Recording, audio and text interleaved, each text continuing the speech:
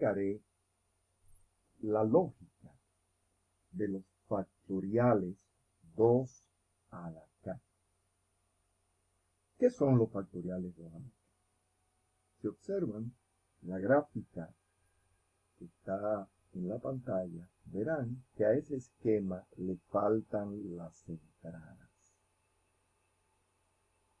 Los factoriales 2 a la k permiten determinar cuáles son las entradas de un proceso que optimizan su salida. A tal efecto, formalmente lo definimos como un conjunto de técnicas que se utilizan para determinar cuáles factores afectan a un proceso y cómo estos factores se relacionan entre sí para determinar los resultados de dicho proceso. Un ingeniero industrial trabaja con procesos tratando de que la salida de los procesos tenga la menor variabilidad posible. Y para lograr eso hay que manipular las variables de entrada al proceso, que son las que determinan la variabilidad del producto final. Con un CIPOC y con la ayuda de empleados conocedores del proceso, tratamos primero que nada de determinar cuáles son los elementos, las variables, los factores que aparentemente afectan a ese proceso. Por ejemplo, imagínese que yo le digo, ingeniero, yo quiero que usted me determine cuáles son las variables de entrada que afectan a esa máquina y cuáles son los valores en que debo ponerlo para que trabaje de forma óptima. Usted lo que hace es que busca información con un CIPOC y con los empleados y determina cuáles aparentemente son las variables que afectan. En este caso, por ejemplo, la velocidad que va de 40 a 60 RPM. Este rango es importante y lo tenemos que sacar, sea de la información de los empleados o de los manuales de operación de la máquina. También la presión, que va de 5 a 15 psi, y la temperatura, que va de 20 a 40 grados centígrados. Con esta información, lo que vamos a hacer es combinar todos los valores de las variables para poder correr la máquina en cada una de estas combinaciones. El número de combinaciones que habrá será siempre 2 elevado a la k, donde k es el número de factores. En el ejemplo de la máquina mostrado anteriormente, sería 2 a la 3, que serían 8. ¿Cómo pueden hacerse estas combinaciones? Hay dos maneras de hacerlo. Uno es con un árbol de combinaciones que le permite a ustedes ir poniendo las variables y trazando las diferentes combinaciones, 60, 15, 20, 60, 15, 40, etcétera, etcétera. La manera más común, más intuitiva, es hacer una tabla en la cual la primera variable con el valor más pequeño y luego se pone el valor más grande y se alterna hasta completar todas las combinaciones. La segunda variable se pone 2 veces el valor más pequeño y 2 veces el valor más grande. y eso se alterna hasta completar las 8 combinaciones en este caso. Para la tercera variable se duplica el número de negativos y pondríamos 4 negativos y 4 positivos, como podemos observar en esta tabla. Observen que la primera se alternó valor más pequeño, valor más alto. Luego, en la segunda se puso 2 veces el valor más pequeño y 2 veces el valor más alto. Luego, 4 veces el valor más pequeño y 4 veces el valor más alto. Se tiene una notación y normalmente esta tabla se presenta como una tabla de signos, poniéndole el negativo al valor más pequeño y el positivo al valor mayor. Como vemos en la tabla, la notación de Yate sirve para describir cada una de las combinaciones y lo hace de una manera muy sencilla. Simplemente a la primera variable la llama A la segunda B, a la tercera C y así sucesivamente. Y donde la variable aparece positiva, le pone la letra que le corresponde. Por ejemplo, aquí A está positiva, pero la presión y la temperatura están negativas.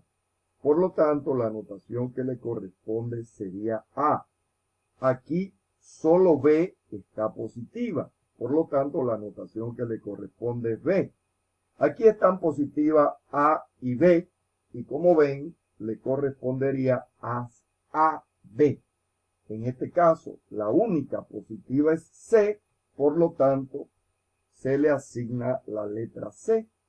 Aquí están positivas A y C y la notación sería AC. Aquí BC porque son las dos que están positivas y en la última, como las tres están positivas, se le pone ABC. Observen que cuando las tres están negativas, se le pone un 1 entre paréntesis. Lo mismo habrá que hacer con las interacciones, que son los efectos adicionales que tienen las variables cuando están juntas. Como podrán ver en esta tabla, tenemos que para poder conseguir el set de signos de una interacción, aplicamos la regla de multiplicación de los signos. Por ejemplo, velocidad por presión, menos por menos más por menos menos, menos por más menos, más por más, menos por menos, más por menos, menos por más por más. Una vez obtenida la tabla, vamos al equipo y ponemos las diferentes combinaciones que nos pone la tabla. Por ejemplo, pongo la máquina con la velocidad en el nivel más bajo, que es 40, la presión más baja, que es 5, y la temperatura en 20, y obtengo dos valores.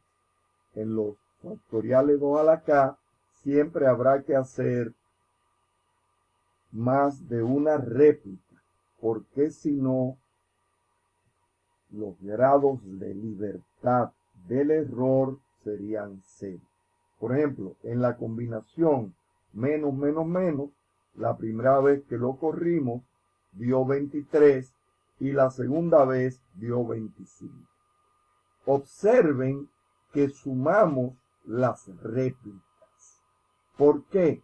Porque con esa suma vamos a calcular el elemento fundamental de los factoriales, que se llaman los contrastes. Los contrastes simplemente son la suma algebraica de las sumas que obtuvimos en la tabla anterior. Para la velocidad, recuérdense que la primera se alterna negativo, positivo, negativo, positivo, negativo, positivo. Lo sumamos de forma algebraica y nos da menos 104. Los otros contrastes están calculados de forma similar a la anterior. Y estos resultados son los que nos van a permitir calcular los otros elementos que requerimos en el cálculo del factorial 2 a la k. El primer cálculo que vamos a hacer son los efectos. ¿Qué son los efectos? Los efectos no son más que la variación de la salida cuando cambiamos un factor desde su valor más pequeño a su valor más alto. Se calcula con la siguiente fórmula. Tomamos el contraste, la dividimos entre el número de réplicas y también la dividimos entre 2 a la k menos 1. Los efectos para los factores principales son 104 para la velocidad, 104 que era el contraste dividido entre 2 por 2 elevado a la 3 menos 1. Y para la presión se calcula igual, así como para la temperatura. Hay que calcular los efectos para todas las interacciones usando el mismo mecanismo. El otro cálculo que hay que hacer es el del SS para poder calcular la tabla de ANOVA. En el caso del SS del total, lo calculamos exactamente igual a como lo habíamos hecho anteriormente. Tomamos cada valor que hay en las réplicas, lo elevamos al cuadrado, lo sumamos y le restamos el total de esos valores dividido entre el número de valores que tenemos. En el caso que estamos siguiendo, ese cálculo nos dio 695. Para los factores y las interacciones se calcula de forma diferente. El SS de los factores y las interacciones es igual al contraste al cuadrado dividido entre el número de réplicas, que en este caso es 2, y dividido entre 2 a la k. Aquí tenemos todos los SS, tanto de los factores velocidad, presión y temperatura, como de las interacciones que se generan. Con ese cálculo del SS, calculamos la tabla de ANOVA, sabiendo que los grados de libertad de cada factor serían 1, porque tienen solo 2 niveles, y lo de las interacciones que se hayan calculando la multiplicación de los grados de libertad de los factores que la componen, también darían 1. El cálculo que sigue es exactamente igual al que hemos hecho. Ustedes notarán que el único factor que afecta es la velocidad, porque es el único que tiene un p-value menor de 0.05. Procedemos a normalizar los efectos. Normalizar los efectos no es más que dividirlos entre el error estándar, que se calcula hallándole la raíz a la división del cuadrado medio del error que obtuvimos en la tabla de ANOVA, dividido entre el número de réplicas y dividido entre 2 a la K menos 2. Luego, la fórmula para calcular el efecto estandarizado sería tomar el valor del efecto que obtuvimos anteriormente y dividirlo entre el error. Aquí podemos ver los efectos normalizados. Esos efectos normalizados se comparan contra el valor de t de alfa medio con los grados de libertad del error, que sacándolo en Excel, lo que hacemos es que buscamos la inversa de la t de 2 colas. Fíjense que tiene 0.05 y 8 grados de libertad, y eso nos da un valor de 2.31. Tomamos dicho valor y comparamos contra los valores de los efectos normalizados. Observen que la velocidad es la única que pasa el valor de 2.31 y por lo tanto es la única que afecta al proceso. Una vez que tenemos calculada la ANOVA y el Pareto de los efectos, podemos calcular la mejor ANOVA. La mejor ANOVA es aquella en la cual todos los factores que afectan se han enviado a el error, con el fin de aumentar los grados de libertad de este y tener una ANOVA más sólida. En este caso, la ANOVA que llamaríamos mejor ANOVA sería la que les muestro a continuación. Fíjense que solo tiene la velocidad y al error, ahora en vez de tener 8 grados de libertad, tiene 14 grados de libertad porque se le sumaron los grados de libertad de los factores y las interacciones que no afectan. Ese error se divide a su vez en dos partes. Uno es la falta de ajuste, que sería la parte del error debido a los factores e interacciones que enviamos al error. Obsérvense que con esa falta de ajuste es que hacemos el cálculo de la tabla de ANOVA. La otra parte es el error puro, que es el mismo error que obtuvimos cuando hicimos por primera vez la tabla de ANOVA. Fíjense que en este caso la falta de ajuste tiene un p-value de 0.888, que es mayor de 0.5 y por tanto no afecta. Si fuera menor, habría que considerar los efectos cuadráticos dentro del modelo. Para resolver muchas veces el problema de la falta de grados de libertad del error, se le ponen al factorial puntos al centro.